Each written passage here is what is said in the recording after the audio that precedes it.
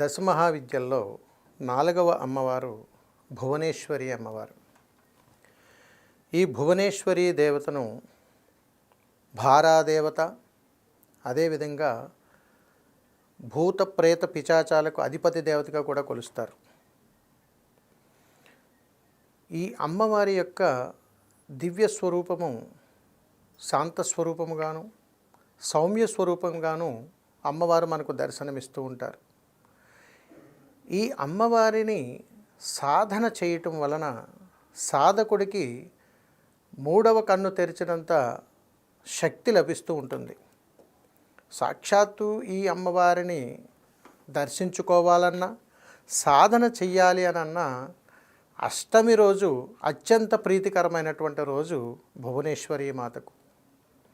ఈ భువనేశ్వరి మాత అమ్మవారిని సాధన చేసినటువంటి సాధకుడికి సిద్ధి పొందడము, అదే విధముగా తనకు మూడవ నేత్రముతో అనేక దర్శన భాగ్యాలు కలిగేటువంటి యోగము కూడా పడుతుంది.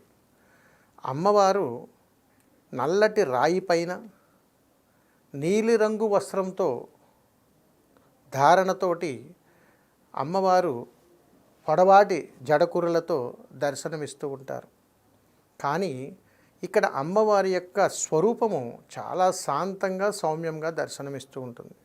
ఈ తల్లిని దర్శించుకుని ఉన్నప్పుడు ఎప్పుడైనా కానీ అమ్మవారి యొక్క పాదములను, అభయహస్తాన్ని తదేకంగా దర్శించినటువంటి సాధకుడికి తను చేసినటువంటి ఉపాసనా మంత్రం వలన ఎంతో శక్తివంతమైనటువంటి మనోనేత్రంతో కూడినటువంటి జ్ఞానం అమ్మవారి ద్వారా వారికి అందుతుంది.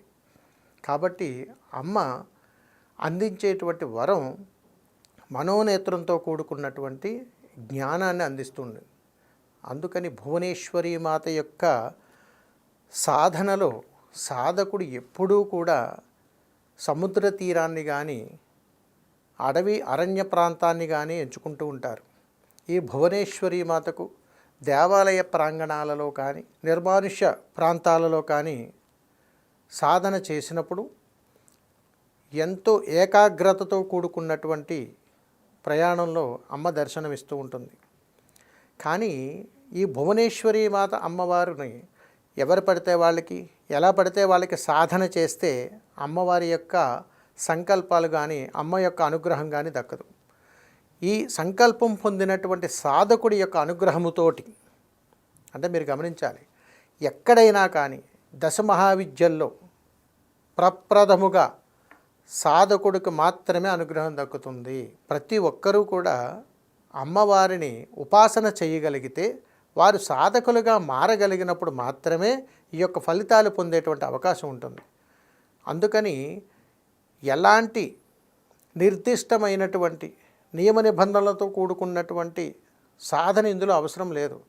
మనస వాచ కర్మణ తన దేహాన్ని నివేదనగా సమర్పించగలిగేటువంటి ఏ సాధకుడికైనా